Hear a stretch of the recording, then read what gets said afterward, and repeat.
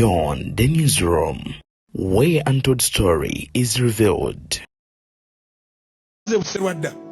Natuukanga ndi ku siiringi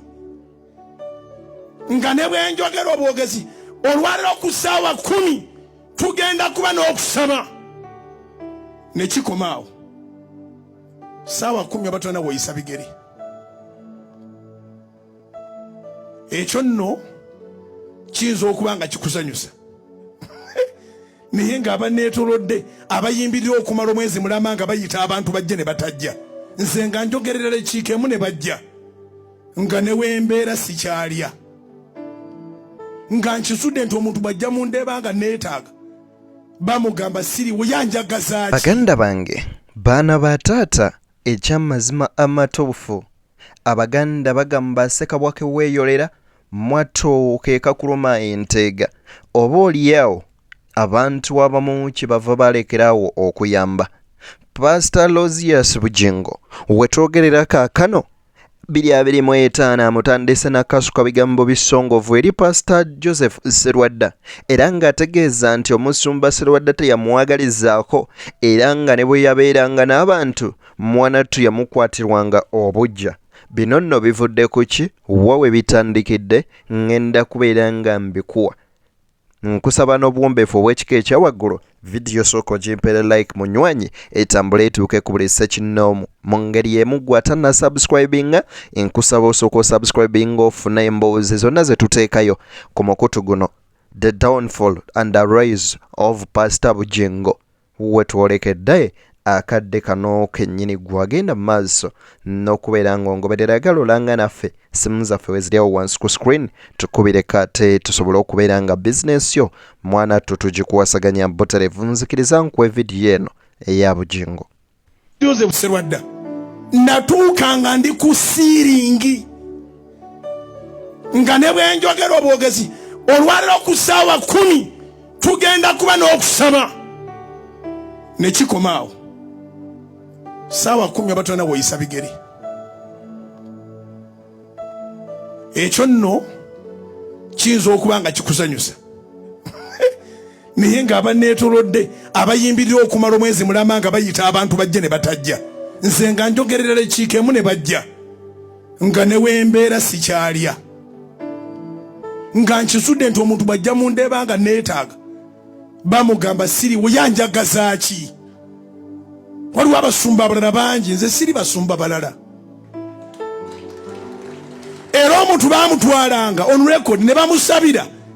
n'amala n'atuula n'amafuta ku mutwe n'alinda wanandabira naye nagenda okulaba ng'ekintu kyendimu tekikyasoboka nakoona siiringi ne ntuusa mukama wange mu 2010 Desemba nga 2010 agumanyiga bwati twatulira olunaku twatulira essaawa nga 10 ne mugamba ne mukama yaŋŋambadde okuva nange natuusa dda temena kibi kye munkoze bulungi olwo maze n'okutandikawo saavisi bagiyita Super Saturday nga temanyi zi Sunday temanyi zaani ensi omuntu ayimira ne waatayina muzenero nti awulira kasa Bugingo aba nga yayise nambulira sajja yambulira ebigambo bibiri nanga malindako tukuŋŋaane bamitala baani tugende tukolera olukuŋŋaana mu kibuga konze naye mu bye nayogera ne mukama temuniimu bantu kukuŋŋaana kunkolera lukuŋŋaana bwe naatuukayo nga lwetaagisa nja kujja mbagambe mu nkolera olukuŋŋaana abantu bajje siri musumba gwe baleeta ne basimba ewantu ne bakola enkuŋŋaana ne bagamba mumwesiga abasumbe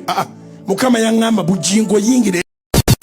Ebuvanjuba nebugwanjuba ewaka wasigalawo ewasinga. Beyond the Newsroom gwe mukutu ogukuleetera ekyo ekisinga katiranga naffe ng'oyita ku noti 771 44 53 ne noti 744 26 45 na bino bikulu tetulanga bafere tetulanga basawo ba kinnansi n'abagwa mu koowa eryo mwebale kutuwagira. Thank you.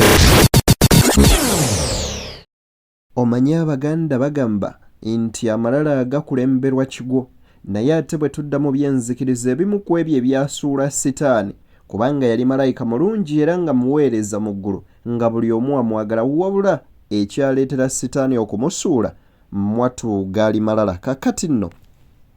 musajja mukulu ono Aloysius Bugingo ye alaganda nti yatuuka akaseera nga mpaawo n'omuwaki amwagaliza ku Victor ono nno kakati yavuddeyo olunaku wale n'ategeeza nti alina ekyawandiikibwa wonna we kyawandiikibwa nga kikugaana okuwasa mwannyoko gw'obookera ku makyawo kijjeyo okindage. Wano nno nkugambye wulirizzaawo bulungi The Rise and the Downfall of Pastor Aloysius Bugingo. Ali muntu wagenda kunsomera mu kitabo ky'olubereberye Katonda ng'agaana abooluganda okwewasa.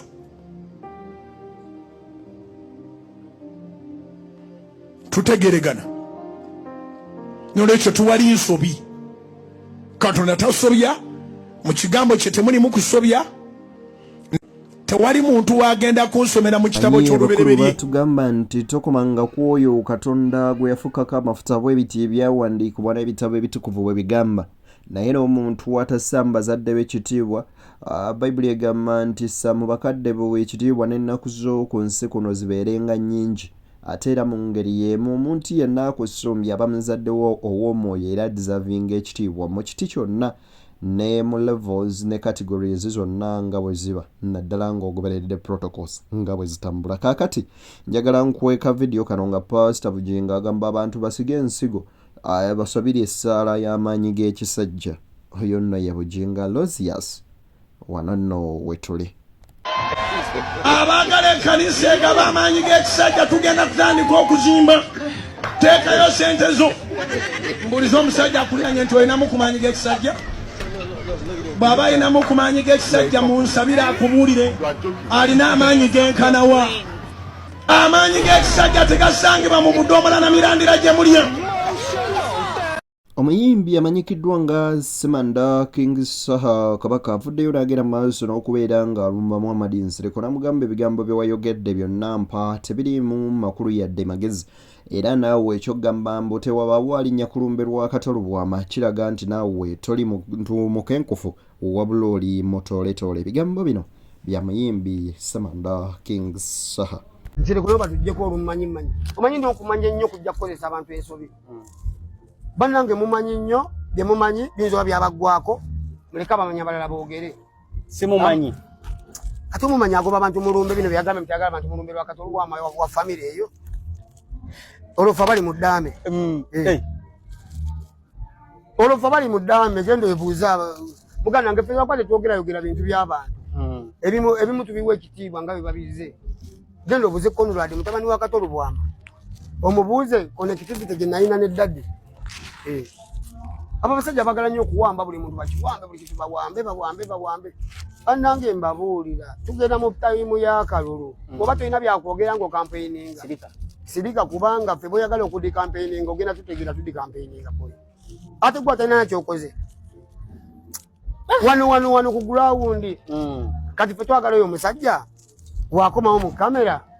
obezo live zakola ayogere bogeze kati. Musajja mukulu amanyikiddwa nga Tegusulwa toli mwavu wabula mutwego gwe mwavu. Tegusulwa Innocent yalaze obwennyamivu nangeri ki gye yavaamu ku bukedde n'engeri gye baamukubamu ebikono. Njagala owulirize ebigambo bye oba oliawo munywanyi ojja bijjamu ate amakulu agayinza okuba nga naawe yiga kuyamba mulamu bw'ensi eno mwe tugenda mu maaso n'okutambulira. toli mwavu bali bamuŋŋaanya omukola olimba sina motoka toyina PhD toyina kizimbe mu Kampala toyina family muhova ng'obyogera ng'ani gw'oyina ki mu Kampala yali semeyi ne kabushega bukabagala nti omwana muleke na mwakole omwana muleke bise twali bato badenze ne bajye bufane bwatwali kyera tukyali bato tukwatagana kadaga muleka akole ebintu toli mwavu ng'obyogera ng'ani neka owabula ng'ani okoze eki kati era kyekibuzo nabuli kati bakyakimbuuza n'okunnangira wuuyo yatugambanga butoli bwavu twali tumanya amagezi galina twali tumanya ayina kalina nenefuula atabawulidde ate si bwe biba nti abantu balaluuhu kati golowooza okuteekawo engero engero nyingi omuganga teyeeganga okimanyi nti osobola okusindikira mukwano gwange mama Fiina amayembe ne gamutwalaganya bubi nnyo si mu bubi ate neyagalira niyo muganga takola ki era oli agamba nti okulina n'ennyanja sikola ki sikuliira okulina n'ennyanja sikola ki yango tegusuula ebeddala kansoke nkubuuzeeko akantu kano banga nange walayi kansobera olina akantu kewanyumya walayi nga angu tegusuula naawe kolo watulimba ntya n'ogamba mbu waliwo omuntu ejjinja lyakola thopu yakola atya ango tegusuula kati kyenalimba kyali kyawo nedda sooka otubulye kaali kati akantu ako nodda story eri mu kutegeeza abantu nti kyolowooza ng'ekitasoboka kisoboka ge makulu agaliwo kaali kati nti ngenda kakunyinyula nti ekimuli kisobola okumera mu nkokoto kitegeeza nti buli kimu kyonna kisoboka mu nsi muno kisoboka nze tegusula ndi kyakulabirako ku ekyo nti buli kimu kyonna kisoboka kyakigamba nti omusajja yejja ku kyalo ng'alina ejjinja erikola thupu kati n'asanga abantu b'okuba alina enjala nnene n'enjala eyo enjala ey'amaanyi ani akuwadde akati ani amuwadde akatebe batuuka awo musajja n'agamba kabaka nti nze ejjinja ndirina muba mulina emmere nze ejjinja ndirina mu bimpimpi ne bakuŋŋaanya ab'ekyalo kyonna embutu n'evuga ne bamuleetera ensuwa ennene n'amazzi ne bamugamba kati ejjinja alisuulemu likole thupu kakati musajja naye kabaka n'agamba bikulema oli mu taabu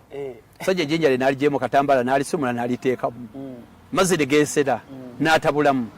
n'abagamba nti kakati ejjinja lyo n'akombako n'agamba limukoze naye eri ayinamu kanyaanya ku lunyaanya musajja ne bagamba tuyina katusuulemu kubanga twagala leero likole n'ateekamu ennyanya n'atabula n'agamba engeri gye liri ejjinja terimanyi yo ya butungulu eri ayina akatungulu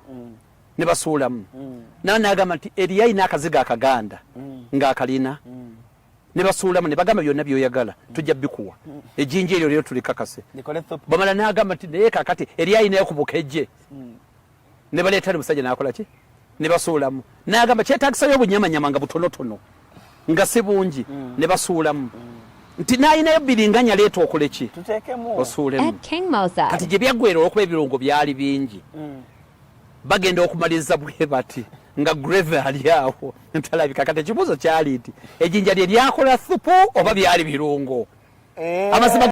beebaza mwenna abagenda mu maaso n'okubeera nga mungoberera ku mukutu guno kujjukiza nti gweyagala okulanga naffe nooti 77 kwoteeka nooti 74 tuwe bizinensi yo tugirange banywanyi ensonga zibadde mpanvu ndowooza tuziggyemu ate ekyamakulu tusinkane nga mungu akkiriza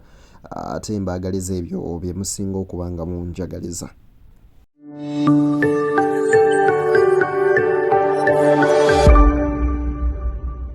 Beyond the newsroom, where untold story is revealed.